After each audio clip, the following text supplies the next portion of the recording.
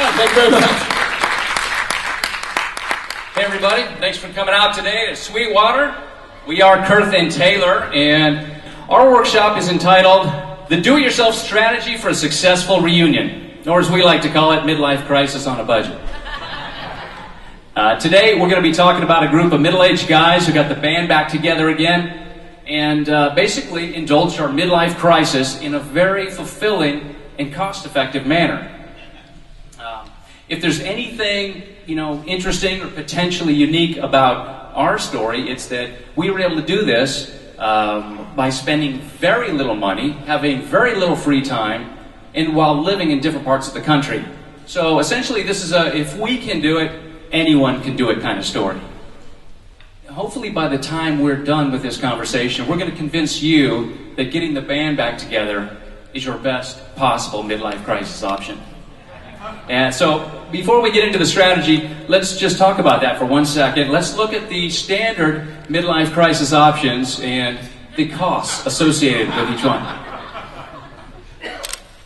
All right, at number 1, we have the Harley. At $21,000, a little pricey, but this is a great option. It goes fast, it's loud. In fact, Pat just got one a couple months ago, right, Pat? How's that working for you? You could have probably driven your Harley here faster than it took you to fly. Yeah. Okay. Downside, of course, is $21,000, and there is that pesky little potential downside that you might fall off and die. So, if you're comfortable with that risk-reward ratio, then this is your best bet. Well, no, it's not your best bet, but it's a potential option. Number 2, the Porsche 911 Carrera at $88,000. Of course, the downside is it's $88,000. And you're going to spend, what, $500 for oil changes for the next few years? All right. But that pales in comparison to number 3, the Mistress. Clearly the worst option on many levels, but this is going to cost you half your net worth. It's going to cost you potentially your house, your kids, and thousands of dollars for years to come. This is a terrible, terrible option, although yet quite popular still with the logic impaired. Number 4 is your best option. Clearly on a cost analysis basis, at $1,500 we have a winner. Now the $1,500 represents what we spent. About $1,500 we were able to get the band back together. We were able to write and record new material. We were able to put an album together and make 2 new music videos. But you can most possibly do this for less. Of course, you can always spend a lot more. And I'm sure it wouldn't break Sweetwater's heart if you wanted to buy a lot of new gear. So I recommend that.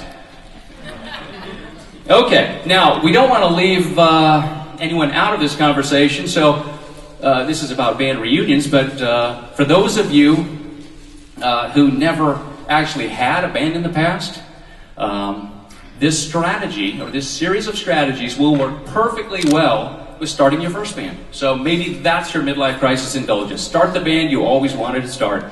This strategy will work, it's cheap. And for those young folks out here who currently have a band, you might want to take note for future reference, because here's how it's going to play out. Statistically speaking, your band is going to break up. You're going to wake up one day, you're going to look in the mirror, and you're going to wonder where all those wrinkles came from. You're going to wonder where all your hair went.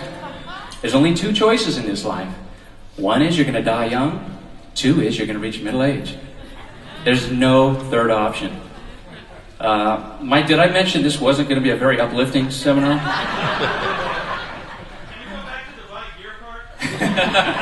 Buy gear. That's my mantra. Okay, let's talk about the band history. Let's let Wally take it away and give you a quick little band history of Kurth and Taylor. Yeah, I guess back in 1993, I was on. I'm an actor as well, and I was on General Hospital, and I was out actually playing around the country by myself, just doing a solo act. And Christian had a back house, a 1-bedroom apartment above my garage, and Christian actually lived back there. And he was also working with me he produced an album that we did, and we were working on projects, but he was doing his own solo stuff in the back. He was always an engineer, and he had his big board in his bedroom. And I call it that, my big board in the bedroom. Maybe some of you have a nickname as well. Anyway, I don't know if he remembers this, but I'm keeping my part clean. Anyway, so he probably doesn't remember this, but he used to work at Capitol Records in licensing.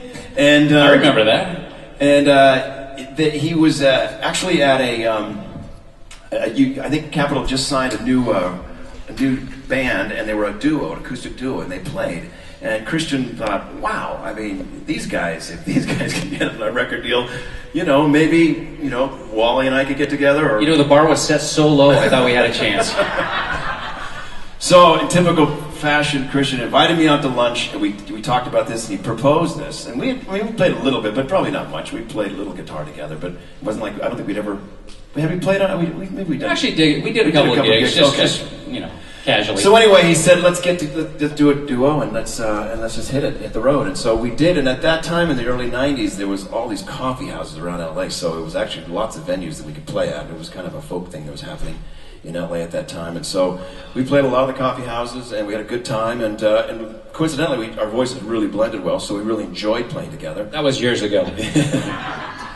And then, we sort of felt like, gosh, we kind of need maybe a bass and a drum and maybe some more harmonies, and so that's kind of how it built. We continued that, and we added Lee, who's not here, to play bass, and Jim came, and they're great singers too, so we had 4-part harmony, we had a totally acoustic-driven, kind of an Eagles thing that was happening. And at the same time, we got on General Hospital, there was, they got an idea. One of the producers who I'd worked with on Days of Our Lives knew that I sang, and so when she came on the show, she said, hey, you should get Wally singing. He's got a great voice. He might be really good for the show. So the head writer saw me do like a fantasy, a Bruce Springsteen fantasy that they concocted. And she loved it and said, okay, let's do that. He'll have a double life. He'll be a CEO by day and a rock star at night, only on a soap opera. So they came up with this fictional name, Eddie Made in the Idle Rich, and we were going to do this whole story. And they said, well, Wally, we need a band. We got to cast, some actors and some extras to be a band. I go, I got a band. Let's just have them play on the show. So we did. We ended up playing for like 10 years on the show. There's no nepotism in Hollywood, by the way. And of course, in typical fashion too, there was no time like, we need a band in a week. And I go, well, luckily I got a band together, and they'll come right in. And there were times we played live on them. We actually would play live, and there was not very many retakes. And we always sang live, yeah. But most of the time we'd play a track. We'd record a track and then sing live over it. Yeah, and it was a really fun storyline because he had this alter ego, and of course there was also like a whole double life. So I had 2 wives. Bigamy storyline, my favorite storyline of all time. In my opinion, not enough bigamy stories in daytime. But anyway, so here we are. Is that big in Salt Lake? Here we are, like now 17 years later, and what else can you fill in any of the blanks there? We toured the country as Kurth and Taylor, but people knew us as Eddie Made in the Idle Rich. So it was always really confusing from a marketing standpoint who we were and what we did. And Christian ended up moving to Nashville. We had actually a deal in Nashville, and we pursued sort of a country rock sound. And Christian ended up staying there, and he just couldn't afford to move back.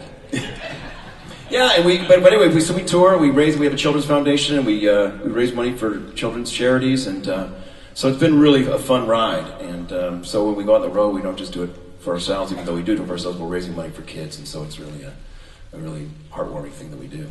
So anyway, that's about it. Beautiful. I like it. All right. I love these guys. Okay. Hey, let's take a second to introduce the group.